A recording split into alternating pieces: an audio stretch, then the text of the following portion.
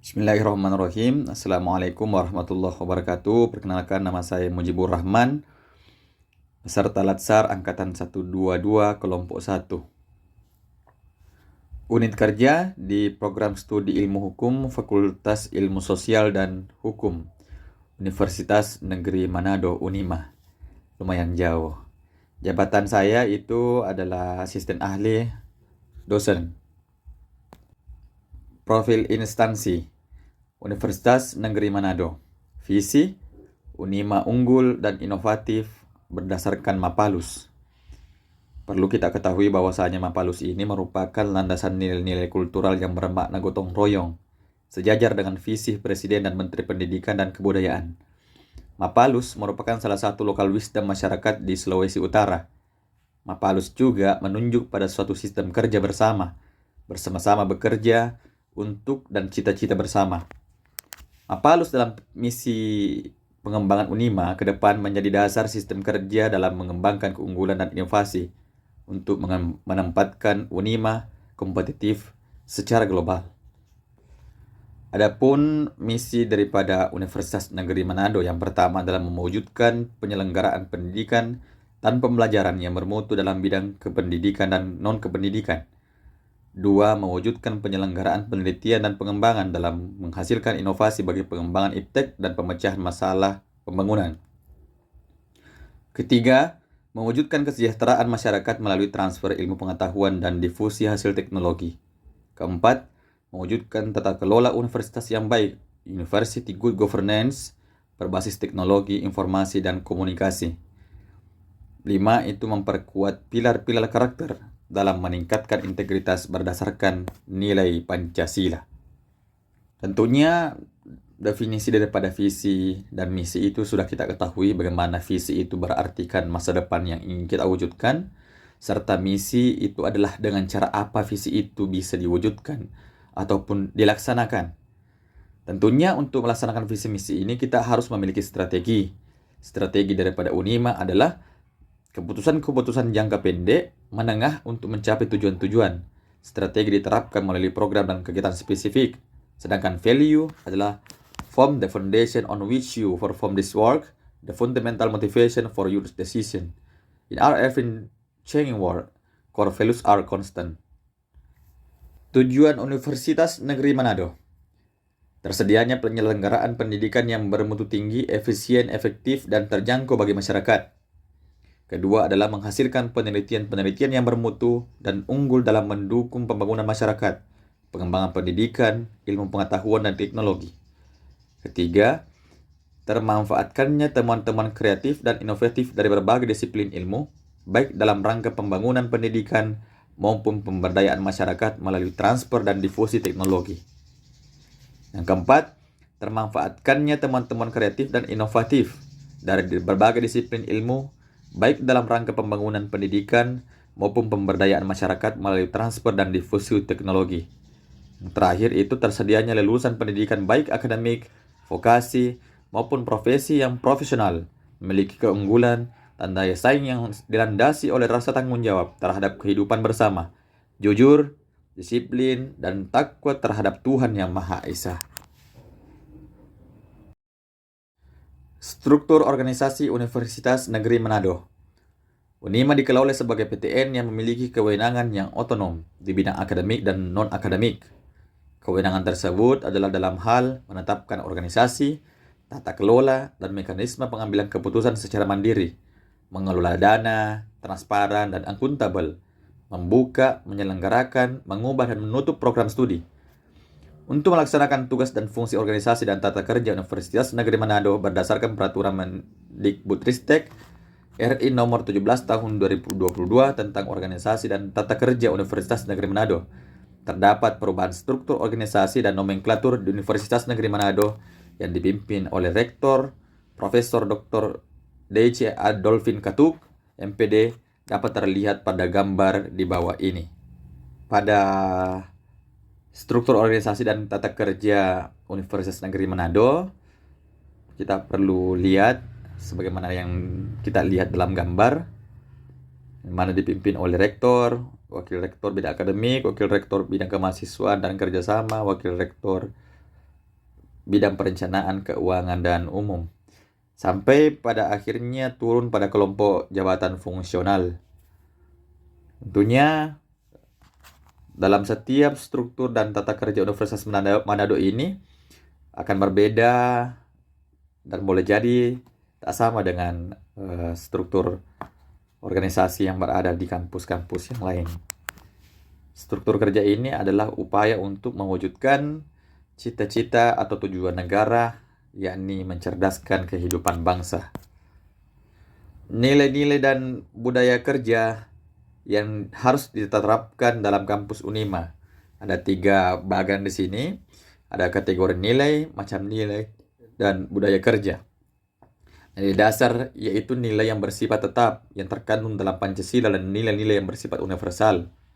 Macam-macam nilainya, ada kebenaran, ada kejujuran, kesetiaan, persatuan, keimanan, dan keadilan. Nilai instrumental yaitu nilai-nilai yang diderivasi dari nilai dasar yang tergambar dalam berbagai peraturan perundang-undangan. Ada edukatif, ada ilmiah, ada visioner, profesional, patriotisme, inovatif, berprestasi, efisiensi, efektif, etis, dan legal, kesejahteraan, dan ketakwaan. Nilai praktis yaitu nilai-nilai yang tergambar dalam praktik kehidupan dan penyelenggaraan organisasi dan dalam keseluruhan aktivitas warga Unima. Ada nilai toleransi, ada transparan, ada akuntabel, ada demokratis, kompetisi, produktif, objektif, dan estetik.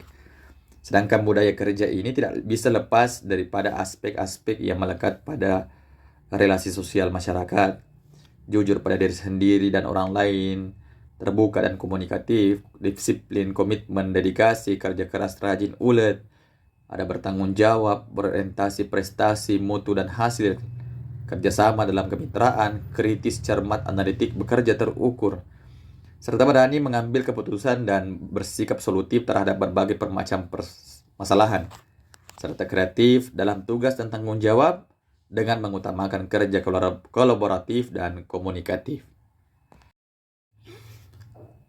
Untuk selanjutnya ada peran dan tugas di unit kerja. Peran dan tugas dosen tidak terlepas dari tridharma perguruan tinggi yang menjadi poin penting terwujudnya visi dari suatu perguruan tinggi.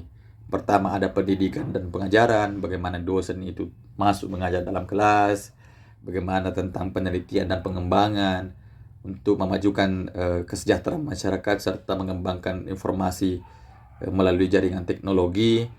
Tentunya dosen tidak hanya berkutat pada dunia kampus, tapi juga harus turun untuk meneliti demi mempermudah kehidupan masyarakat. Yang terakhir itu adalah bagaimana ilmu yang ada dalam perguruan tinggi itu mampu sampai ataupun diaplikasikan kepada masyarakat melalui tridharma yang ketiga adalah pengabdian kepada masyarakat. Tugas dan fungsi organisasi, Unima itu mempunyai tugas menyelenggarakan pendidikan akademik dan dapat menyelenggarakan pendidikan vokasi dan pendidikan profesi dalam berbagai rumpun ilmu pengetahuan dan teknologi sesuai dengan ketentuan perundang-undangan. Dalam melaksanakan tugas, Unima menyelenggarakan fungsi pertama, yakni pelaksanaan dan pengembangan pendidikan tinggi. Yang kedua adalah pelaksanaan penelitian untuk pengembangan ilmu pengetahuan dan teknologi. Ketiga adalah pelaksanaan pengabdian kepada masyarakat. Keempat, pelaksanaan pembinaan sivitas akademika dan hubungannya dengan lingkungan. Yang kelima adalah pelaksanaan kegiatan administrasi. Jabatan dan uraian tugas peserta. Penulis saat ini ditempatkan sebagai dosen pada program studi ilmu hukum, Fakultas Ilmu Sosial dan Hukum Universitas Negeri Manado. Pada Undang-Undang Republik Indonesia Nomor 14 Tahun 2005, dosen mempunyai tugas sebagai berikut. Ada 3, yakni melaksanakan pendidikan, penelitian, dan pengabdian kepada masyarakat.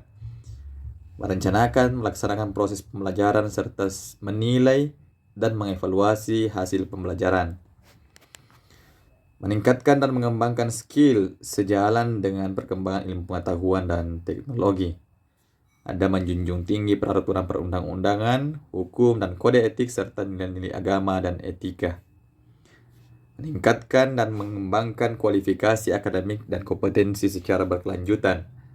Bertindak objektif dan tidak diskriminatif atas dasar pertimbangan jenis kelamin, agama, suku, ras, kondisi fisik tertentu atau latar belakang sosial ekonomi peserta didik dalam pembelajaran. Terakhir itu memelihara dan memupuk persatuan dan kesatuan bangsa. Adapun standar layanan yang harus dicapai, berdasarkan Undang-Undang Nomor 20 Tahun 2003 tentang Sistem Pendidikan Nasional, dalam pasal 38 disebutkan bahwa pendidik merupakan tenaga profesional yang bertugas merencanakan dan melaksanakan proses pembelajaran, menilai hasil pembelajaran, melakukan pembimbingan dan pelatihan, serta melakukan penelitian dan pengabdian kepada masyarakat, terutama bagi pendidik pada perguruan tinggi.